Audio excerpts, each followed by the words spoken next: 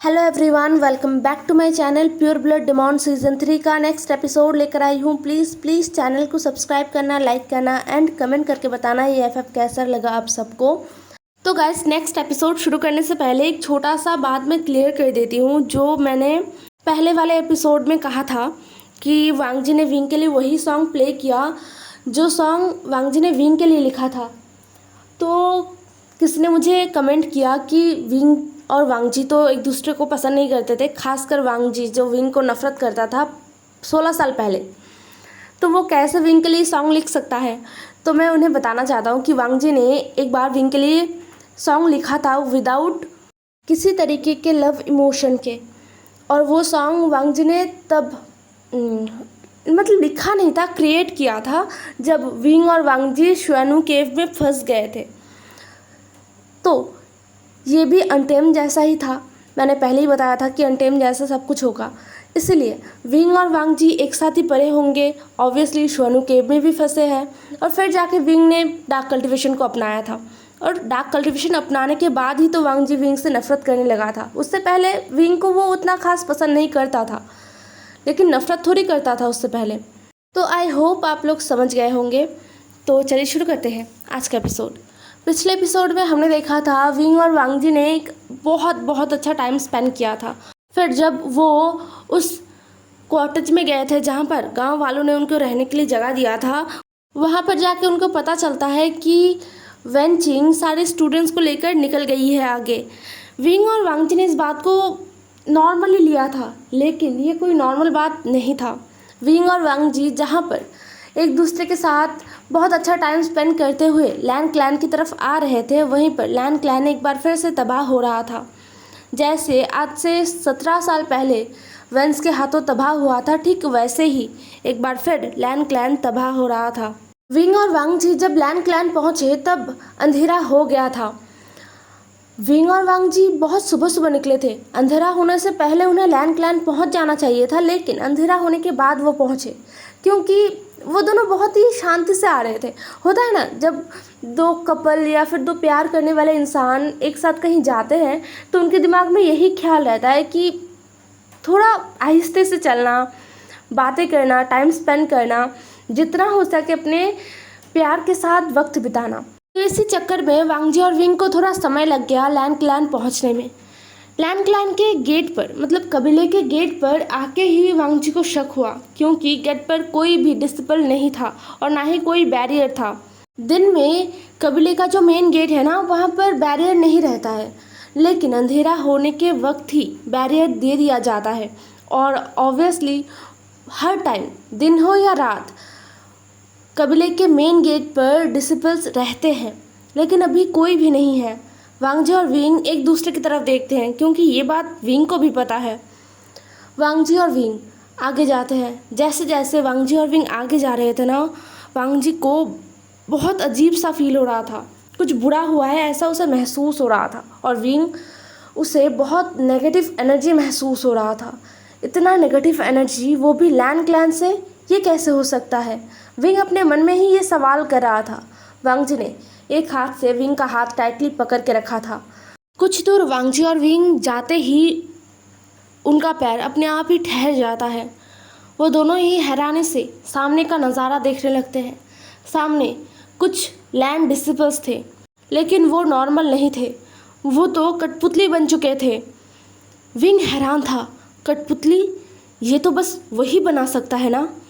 तो फिर cultivation world में ऐसा कौन आ गया है जो विंग और कुछ सोच नहीं पाया। वो लैंड डिसिपल्स जो कठपुतली बन चुके हैं, वो विंग और वांगजी पर हमला करने आते हैं, लेकिन वांगजी ने तुरंत अपना गुचन निकाला और उसे प्ले किया। बस एक बार में ही वो सारे कठपुतली गिर गए ज़मीन पर। ये बहुत ही कमज़ोर है। वांगजी इससे पहले भी, मतलब विंग जब से यहाँ पर पढ़ने के लिए आया है, इन 3-3.5 महीनों में बहुत बार लैन क्लैन में हमला हुआ है, और जब भी हमला हुआ है तब वांगजी ने ही इसका पूरा डटकर सामना किया था, और इसीलिए वांगजी इन कठपुतलियों से लड़ना अच्छी तरीके से जान गया था। ऑब्वियसली पहले भी वो कठपुतलियों से लड़ चुका है, लेकिन वो बहुत पावरफुल होते थे, क्योंकि वो इन लोहा से बने हुए कठपुतलियाँ होते थे चाहे उसे कोई भी बनाए। पहले तो कठपुतलियों को वनरोहन अपने ख़राब कामों के लिए यूज़ करता था और फिर विंग ने भी यूज़ किया था अपने प्रोटेक्शन के लिए। वो सारे कठपुतलियाँ बहुत स्ट्रॉन्ग होते हैं, लेकिन वांग जी जितनी बार भी इस बार कठपुतलियों से लड़ा है वो बहुत ही कमज़ोर है, मतलब वो टिकने लायक नहीं है। इससे साफ जाहिर होता है कि इन कठपुतलियों को यिन लोहा से नहीं बनाया गया है और ना ही विंग ने बनाया है। तो फिर ये कठपुतलियाँ कौन बना रहा है? और लैंड क्लैन के अंदर लैंड डिसिपल्स को ही कठपुतली बना दिया गया है। वांग जी और कुछ सोच नहीं पाया, वो विंग को लेकर आगे बढ़ गया। कुछ दूर जाते ही वांग जी और विंग ने देखा कि बहुत सारे लोग इकट्ठा है। विंग को बहुत नेगेटिव एनर्जी फील हो रहा था। उसने वांग जी का हाथ टाइटली पकड़ लिया। वांग जी ने भी विंग का हाथ टाइटली पकड़ा और आगे बढ़ गया। आगे आगे जैसे वो जा रहे थे ना, उन्हें महसूस हो रहा था कि सबका नज़र एक एक करके उनके ऊपर आ रहा था, लेकिन इस बार कोई भी उन पर हमला नहीं कर रहा था। वांग जी ने पहले सोचा कि शायद ये नॉर्मल है, लेकिन नहीं, ये कोई भी नॉर्मल नहीं है। कुछ दूर जाते ही वांग जी ने देखा कि अंकल और वांग जी का ब्रदर, मतलब लैन कुरैन और लैन शिचैन, दोनों ही अपने घुटनों पर बैठे हुए हैं। उन्हें ऐसे घुटनों पर बैठे हुए देखकर वांग जी हैरान हो गया। वो जाना चाहता था आगे, लेकिन विंग ने वांग जी का हाथ पकड़ के रोक लिया। विंग ने मना किया अपने इशारों से। वांग जी समझ नहीं पाया कि विंग क्यों मना कर रहा है, लेकिन इस बार वांग जी ने विंग की बातों को सुना और वो अपनी जगह पर रुक गया। विंग आसपास देखता है, कुछ तो है यहाँ पर। इन सारे लोगों को ही अपने वश में कर रखा है उस चीज़ ने, लेकिन क्या है वो? क्या ये किसी इंसान ने किया है, या फिर किसी दानव ने, या फिर किसी बुरे शक्ति ने? विंग अपने ही सोच में इधर उधर एक बार फिर देखता है। फिर वो धीरे धीरे सीटी बजाने लगता है। विंग की सीटी बजाने पर वांग जी हैरान हो गया। विंग क्या करना चाहता है वांग जी को समझ नहीं आ रहा था, लेकिन अब खुद से ही विंग ने वांग जी का हाथ छोड़ दिया था और वो धीरे धीरे आगे बढ़ रहा था। वांग जी विंग के पीछे पीछे चल रहा था और विंग को देख रहा था। वांग जी का नज़र इधर उधर भी जा रहा था, वो विंग को प्रोटेक्ट करना चाहता है। लगातार 2 मिनट तक सीटी बजाने के बाद अचानक से किसी ने ज़ोर से चिल्लाया और ये चीख दर्द भरा था बहुत ज़्यादा। विंग जो तुरंत अपनी सीटी को बजाना बंद करता है और उसके चेहरे पर एक अजीब सा स्माइल आ जाता है, जैसे कि उसे पहले से ही पता था कि ऐसा ही कुछ होने वाला होगा। वांग जी अपने बिचिन को निकालता है और उस आवाज़ की तरफ जाता है। वहाँ पर जाके तो वांग जी हैरान हो गया। यहाँ पर मिंग्याओ था। मिंग्याओ जो कि छटपटा रहा था बहुत बुरी तरीके से, उसके मुंह से खून निकल रहा था। मिंग्याओ को ऐसे देखकर वांग जी अपने हैरानी को दबा ही नहीं पा रहा था। वो बस हैरानी से मिंग्याओ को देख रहा था। तभी वांग जी ने देखा कि यहाँ पर बस मिंग्याओ अकेला नहीं है, बहुत सारे लोग हैं। कुछ काले कपड़ों में अपने चेहरे को ढककर भी है, वो भी छटपटा रहे थे बहुत बुरी तरीके से। मिंग्याओ के साथ वांग जी ने शुयांग को देखा। शुयांग को देखकर वांग जी और भी ज़्यादा हैरान हो गया। वांग जी को जितना पता है उस हिसाब से तो शुयांग को मर जाना चाहिए था। शुयांग जिंदा कैसे है? लेकिन वांग जी खुद को संभालता है और उन सबको एक एक करके सामने लाता है और ज़मीन पर पटक देता है। उन नकाबपोश इंसानों को भी वांग जी ज़मीन पर पटक देता है। अब तक जो लोग सम्मोहन में थे ना, वो धीरे धीरे होश में आने लग गए थे, क्योंकि विंग उन्हें जगा रहा था। पहले लैन कुरैन, फिर लैन शिचैन, फिर एक एक करके सारे लोग। लैन मी भी होश में आ गई। वो सब एक दूसरे की तरफ हैरानी से देख रहे थे। कुछ देर पहले लैन क्लैन में हमला हुआ था, कोई तैयार नहीं था, लेकिन फिर भी सब एकजुट होकर हमले का मुकाबला कर रहे थे। लेकिन तभी एक अजीब सा धुन सबको सुनाई दिया और उस धुन के बाद किसी को कुछ भी याद नहीं है। होश में आते ही लैन कुरैन ने देखा कि उनके सामने कुछ लोग हैं और ये कुछ लोग जो है, इन सारे लोगों को सभी पहचानते हैं। हाँ, शुयांग साथ में मिंग्याओ, इन दोनों को तो सभी पहचानते ही हैं। और जो लोग नकाबपोश में थे वो और कोई नहीं, वन रोहान और वन चाओ थे। लैन कुरैन गुस्से से फूट पड़े। उन्हें याद आ गया 17 साल पहले हुए लैन क्लैन का हमला। वहाँ पर कितना कुछ तबाह हो गया था, कितने लोग मारे गए थे, उनका पूरा क्लैन तहस नहस हो गया था। कितने मुश्किलों से उन्होंने अपने क्लैन को फिर से खड़ा किया था और इन लोगों ने फिर से वही काम दोबारा दोहराया। लैन कुरैन चिल्लाते हुए कहते हैं, वैन रूहान, इस बार तुम नहीं बचोगे, तुम बिल्कुल नहीं बचोगे। वैन रूहान जो अब पकड़े गए हैं तो वो अपने आप को डिफेंड करने के लिए दुगनी तेज़ी से चिल्लाते हुए कहते हैं, मैं बचूं या मरूं मुझे फ़र्क नहीं पड़ता, लेकिन लैन कुरैन तुम मुझे ये बताओ, तुमने अपने ही क्लैन में येलिंग पैट्रियार्क को रहने के लिए जगह कैसे दे दिया?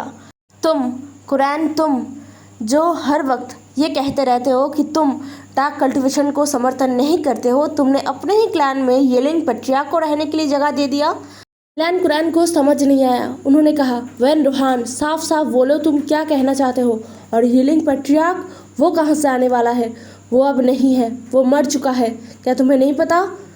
वैन रूहान ने कहा, वो तो मर चुका था, लेकिन वो फिर से वापस आ गया है और वो तुम्हारे ही क्लैन में रह रहा है, तुम्हारे आंखों के सामने रह रहा है और तुम्हारे आंखों के सामने तुम्हारे नेफ्यू के साथ।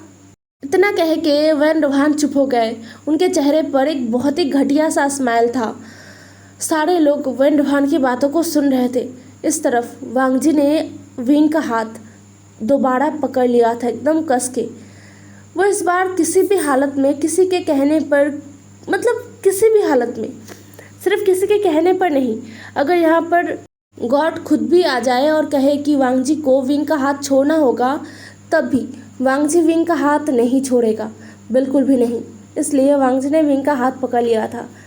दूसरी तरफ विंग कोशिश कर रहा था वांग जी से खुद के हाथ को छुड़ाने का, लेकिन एकदम ज़ीरो रिस्पॉन्स उसे मिल रहा था, बिल्कुल नहीं। वांग जी का पकड़ समय के साथ साथ और भी ज़्यादा मजबूत और टाइट होता जा रहा था। दूसरी तरफ अभी लैन कुरैन अपने नेफ्यू की तरफ देखते हैं, मतलब वांग जी की तरफ देखते हैं, और उनका नज़र जाता है वांग जी और विंग के पकड़े हुए हाथ पर। उन्हें इतना गुस्सा आता है। उन्हें तो पहली बात ये भरोसा नहीं हो रहा था कि वैन रूहान जो बोल रहा है कि येलिंग पैट्रियार्क है, ये तो लियांग विंग है, ये येलिंग पैट्रियार्क कैसे हो सकता है? उन्हें बिल्कुल भरोसा नहीं हो रहा था। लेकिन वांग जी और विंग के पकड़े हुए हाथ को देखकर उनका गुस्सा 7वें आसमान में पहुंच गया। उन्होंने कहा, लान वांग जी, यहाँ मेरे पास आओ, तुम वहाँ क्या कर रहे हो, और हाथ छोड़ो उसका। लेकिन वांग जी अपनी जगह से 1 इंच भी नहीं हिला। वांग जी विंग का हाथ मजबूती से पकड़ के अंकल की आंखों में आंखें डालकर चुपचाप खड़ा था। उसका रिएक्शन एकदम शांत था। अब अंकल कुरैन कहते हैं, वांग जी विंग का हाथ छोड़ो, और ये सब क्या हो रहा है? मैंने तुम्हारे लिए किसी को चुना है वांग जी, और तुम उससे शादी करने वाले हो। वो तुम्हारे लिए एकदम परफेक्ट है, तुम विंग का हाथ छोड़ दो। लेकिन वांग जी ने अभी भी विंग का हाथ नहीं छोड़ा था। शियांग जो खुद को संभाल के उठता है और विंग की तरफ जाने लगता है, लेकिन वो जा नहीं पाता। इसीलिए वो अपने कमर से एक फ्लूट निकलता है जो शुयांग ने खुद बनाया था। ये फ्लूट चेंचिंग की तरह दिखता तो है, लेकिन काम नहीं करता उस तरीके से। इस फ्लूट को शक्तियाँ देने में शुयांग ने कोई कंजूसी नहीं किया था। कितने सारे लोगों को उसने इस फ्लूट के लिए बलिदान दिया था, कितने सारे लोगों के खूनों से ये फ्लूट सना हुआ है, लेकिन फिर भी येलिंग पैट्रियार्क के फ्लूट के जैसा शक्तिशाली नहीं हुआ है। खैर, अभी विंग शक्तिशाली नहीं है, बिल्कुल नहीं, इतना तो उनको पता है। अगर विंग शक्तिशाली होता तो अब तक विंग को पता चल जाता और विंग उन लोगों को ख़त्म कर देता। ये सोचकर ये शुयांग फ्लूट निकाल के उसे प्ले करते हुए विंग की तरफ आगे बढ़ रहा था। विंग से बस उन्हें ये पता लगाना है कि ये लोहा कहाँ पर है। अगर विंग जिंदा है तो ये लोहा भी होगा। विंग के पास ना हो तो जहाँ पर भी है ये विंग को पता होगा। इसीलिए तो सारे लोग यहाँ पर आए हैं, आज विंग को यहाँ से ले जाएंगे, और जब उन्हें पता चल जाएगा कि ये लोहा कहाँ पर है, उसके बाद वो विंग को भी मार देंगे। यही सबका प्लान था। लेकिन कुछ देर पहले सबको ये तो अंदाज़ा हो गया था कि विंग के पास अभी भी पावर है और विंग से लड़ना इतना आसान नहीं होगा। इसलिए शुयांग अपने पावर का इस्तेमाल करते हुए फ्लूट को प्ले कर रहा था, लेकिन विंग उसे जैसे कोई फ़र्क पड़ ही नहीं रहा था, बिल्कुल भी नहीं। वो इन बच्चों से थोड़ी ना हट सकता है। विंग ने एक चुटकी बजाया और शुयांग रुक गया, एकदम रुक गया। उसे महसूस हुआ कि किसी ने उसके गले को दबा कर रखा है। उसके गले से आवाज़ नहीं निकल रहा था। उसे बहुत दर्द हो रहा था, बहुत ज़्यादा। उसे महसूस हो रहा था कि कोई बहुत बहुत ताकतवर इंसान किसी कमज़ोर इंसान का गला पकड़े तो कैसा लगेगा। शुयांग को भी वैसा ही फील हो रहा था। उसे समझ नहीं आ रहा था कि ये क्या हो रहा है। विंग तो इस बार सीटी भी नहीं बजा रहा था। तो फिर ये कैसे हो रहा है? कैसे विंग इतना शक्तिशाली कैसे हो सकता है? सब विंग की तरफ देख रहे थे। विंग अब वैन रोहान की तरफ देखता है और कहता है, वैन रोहान, तुम्हें क्या लगा? तुम इतने दिनों से जो नाटक कर रहे हो उसके बारे में मुझे कुछ नहीं पता। असलियत में तुम्हारा औकात नहीं है मेरे सामने टिकने का, इसीलिए मैं बस चुपचाप तुम्हारे नाटक को देख रहा था। लेकिन अब तुमने कुछ ज़्यादा ही कर दिया। अब तुम्हें सज़ा मिलेगा। मैंने गलती किया था, सच में मैंने गलती किया था 16 साल पहले तुम्हें इस दुनिया में दोबारा लाकर। असलियत में मैंने उस वक्त ये बात सोचा ही नहीं कि तुम भी आ जाओगे। अगर मैं इस बात को सोचता तो मैं ज़रूर उस वक्त ही तुम्हारे आने का सारा रास्ता बंद कर देता। लेकिन अफसोस मैं उस वक्त ये नहीं सोच पाया। लेकिन इस बार मैं दोबारा वही गलती नहीं करूँगा। ये कहते हुए विंग धीरे धीरे वैन रोहान की तरफ आगे बढ़ रहा था। वैन रोहान पीछे जा रहा था और कह रहा था, विंग नहीं, तुम ऐसा नहीं कर सकते, बिल्कुल नहीं। तुम्हारे पास इतना शक्ति कैसे आ सकता है? ये लोहा कहाँ पर है? ये लोहा क्या तुम्हारे पास है? विंग वैन रोहान की तरफ देखता है और एक स्माइल देता है और कहता है, तुम इतने बेवकूफ़ कैसे हो सकते हो? तुम्हें तो पहले ही समझ जाना चाहिए था। ये कहते हुए विंग अपने एक हाथ को आगे बढ़ाता है और वहाँ से ये लोहा बाहर आता है, जिसे देखकर वैन रोहान का आंखें चमक गया था। वैन रोहान आगे आने वाला था, लेकिन विंग ने तुरंत एक चुटकी फिर से बजाया और वैन रोहान कुछ कदम पीछे चला गया। उसका भी ऐसा महसूस हो रहा था कि किसी ने उसका गला दबाया हुआ है। दूसरी तरफ सारे लोग जो संभन से बाहर आए थे, लैन क्लैन के सारे लोग और जो बाकी के डिसिपल थे, वो लैन कुरैन, लैन शिचैन, वो सभी हैरानी से विंग को देखे जा रहे थे। किसी को भरोसा नहीं हो रहा था। ऑब्वियसली लैन शिचैन वांगजी के बात पर भरोसा करते थे कि ये विंग है, लेकिन उन्हें यकीन नहीं हो रहा था कि विंग के पास वो सारी ताकतें हैं और ये लोहा अभी भी है। और बाकी सारे लोग जिनको तो बिल्कुल भी आइडिया नहीं था कि ये विंग है, जो कि एकदम अपने दिलो जान से भरोसा कर बैठे थे कि ये विंग नहीं है, ये लियांग विंग है। हाँ, हालांकि ये लियांग विंग ही है, लेकिन वी वुशान का रीबर्थ है, जो किसी ने एक्सपेक्ट नहीं किया था। सब तो बस यही सोचते थे कि वी वुशान और लियांग विंग का फेस ही बस मिलता जुलता है और कुछ नहीं। लेकिन अब सबको यकीन हो गया कि विंग और लियांग विंग दोनों एक है। विंग ने अपने अंदर फिर से ये लोहा को समा लिया और एक एग्रेसिव लुक लेकर वैन रोहान को देखने लगा। फिर उसने अपने ताकत को इस्तेमाल किया और वैन रोहान को धीरे धीरे मारने लगा। धीरे धीरे वैन रोहान का शरीर सूख रहा था। मतलब एक इंसान के अंदर से जैसे सब कुछ, उसका आत्मिक शक्ति, उसका ऊर्जा, उसके खून, सब कुछ कोई खींच रहा है, ऐसा सबको महसूस हो रहा था। और साथ में वैन रोहान का चिल्लाना, एक एक करके वैन रोहान, फिर शुयांग, मिंगयाओ, इन सब का चिल्लाना सबको सुनाई दिया। वैन चाओ भी चिल्ला रहा था। उसके अंदर से भी जैसे कोई उसके आत्मिक शक्ति को, उसके आत्मिक ऊर्जा को, उसके शरीर के एक एक खून के कतरा को किसी ने खींच खींच कर बाहर निकाल रहा है, कोई सोख रहा है, ऐसा सबको महसूस हो रहा था और दर्द भी हो रहा था। विंग जो चुपचाप खड़े होकर इन सबको देखे जा रहा था।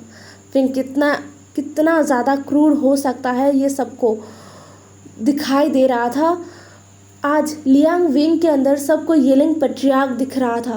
वांगजी विंग के पीछे विंग का ढाल बनकर खड़ा था। विंग जो अभी भी अपनी नज़रों को वैन रोहान पर टिका कर रखा था। तभी मिंगयाओ का आवाज़ सबके कानों में जाता है। मिंगयाओ रोते हुए कहता है, विंग मुझे जाने दो, मैंने कुछ नहीं किया, इन्होंने मुझे ज़बरदस्ती ये सब करने के लिए मजबूर किया।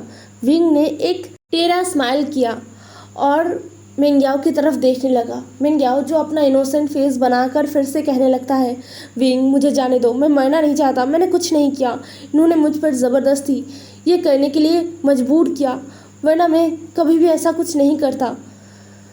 विंग ने कहा, तुम ही तो वो हो मिंग्याओ जिसने इतना सब कुछ किया।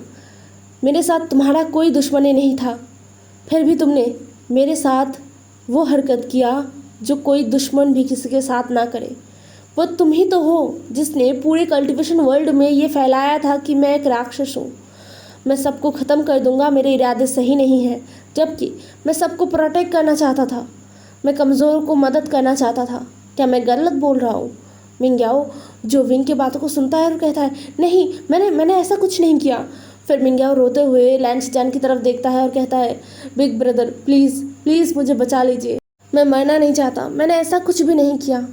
विंग को बड़ा गुस्सा आया। विंग ने अपनी मुठ्ठियाँ कस लिया और मिंग्याओ की तरफ गुस्से से देखने लगा। उससे ही काम हो गया। मिंग्याओ जो हवा में उड़ गया था, उसके पूरे शरीर में दुगनी तेज़ी से दर्द उसे महसूस हुआ। उसे महसूस हुआ कि अब उसे सच बोलना ही होगा, अगर उसने झूठ बोला तो अभी वो मर जाएगा। इसलिए वो चिल्लाते हुए कहता है, हाँ हाँ मैंने ही सब किया, मैंने ही किया, मैंने ही तुम्हारे बारे में गलत अफवाहें फैलाया था, मैंने ही शूशे को भेजा था जिन जुशान को मारने के लिए, मैंने ही सारे क्लैन लीडर्स को इकट्ठा किया था तुम्हारे खिलाफ। विंग दुगनी तेज़ी से चिल्लाते हुए कहता है, क्यों क्यों किया? मेरे साथ तुम्हारा क्या दुश्मनी है? मैंने तुम्हारा क्या बिगाड़ा था? हम दोनों तो दोस्त भी नहीं थे, तो फिर क्यों किया मेरे साथ ऐसा? मिंग्याओ चिल्लाते हुए कहता है, क्यों किया मतलब क्या है तुम्हारा? मैं तुमसे नफ़रत करता हूँ विंग, बहुत नफ़रत करता हूँ। तुम एक अनाथ हो और मैं अनाथ नहीं था। मेरे पास मेरे पिता थे, लेकिन फिर भी मुझे अनाथों के जैसा जीना पड़ा, मुझे लोगों के टुकड़ों पर पलना पड़ा। हर किसी ने मुझे हर वक्त यही महसूस कराया कि मैं एक नाजायज़ हूँ, मेरा कोई औकात नहीं है और ना ही कोई मुझे प्यार करता था। दूसरी तरफ तुम तो एक अनाथ हो, सच में एक अनाथ हो। तुम्हारे माँ और बाबा कब के गुजर गए हैं, लेकिन फिर भी तुम जियांग फैमिली में रहते थे। तुम्हारे पास परिवार था जो तुमसे प्यार करते थे, और तुम्हारे पास कितने दोस्त थे, वो भी तो तुमसे प्यार करते थे। क्यों हम दोनों का सिचुएशन सेम था, लेकिन मैंने हमेशा सबके नज़रों में अपने लिए बस घिन देखा है, नाजायज़ होने के लिए नफ़रत देखा है, दया देखा है। और तुम सबसे इतनी अच्छे से कैसे रह सकते हो? तुम सबके साथ इतनी अच्छे से कैसे रह सकते हो? सब तुम्हारे पास क्यों आते थे? मुझे बहुत बहुत ज़्यादा गुस्सा आता था, इसलिए मैंने ये किया। विंग हैरान था, क्या सच में कोई इस बारे में सोचकर इतना गुस्सा हो सकता है? क्या सच में विंग का लाइफ इतना अच्छा था? बिल्कुल नहीं। विंग को भी तो कितना कुछ सहना पड़ता था। मैडम यू ने कभी विंग को अपनाया नहीं था, हमेशा उन्होंने विंग के साथ जुल्म किया, लेकिन विंग ने सब कुछ स्माइल के साथ एक्सेप्ट किया था। विंग को बहुत गुस्सा आ रहा था, बहुत ही ज़्यादा। दूसरी तरफ लैंसचान, उन्हें तो भरोसा ही नहीं हो रहा था। उन्होंने जिसे अपना छोटा भाई माना था, वो इतना नीच हो सकता है, इतना घटिया हो सकता है। लैंसचान को पहले ही अंदाज़ा हो गया था, मतलब सम्मोहन से जागने के बाद उन्हें रियलाइज़ हुआ था कि वो अपने ही गाने से सम्मोहन हो गए थे। ये सॉन्ग जिससे वो सम्मोहन हुए थे, या फिर पूरा लैन क्लैन जिस सॉन्ग से सम्मोहन हुए थे, वो सॉन्ग लैन क्लैन का ही है जो फॉरबिडन था। लेकिन लैंसचान ने मिंग्याओ को वो सॉन्ग सिखाया था।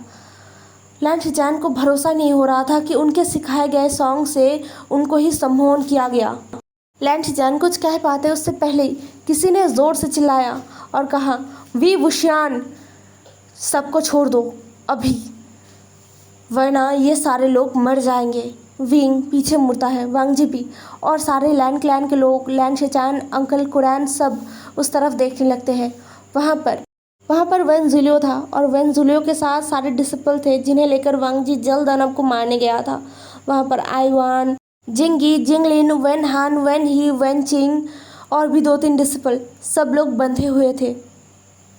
हे एवरीवन, आज का एपिसोड यहीं पर ख़त्म होता है। नेक्स्ट एपिसोड में मिलते हैं, और इसका ना ज़्यादा और पार्ट शायद बचा नहीं है, शायद ये ख़त्म हो जाएगा बहुत जल्द। देखती हूँ कल ख़त्म कर पाती हूँ या नहीं। बाय बाय, कल मिलेंगे।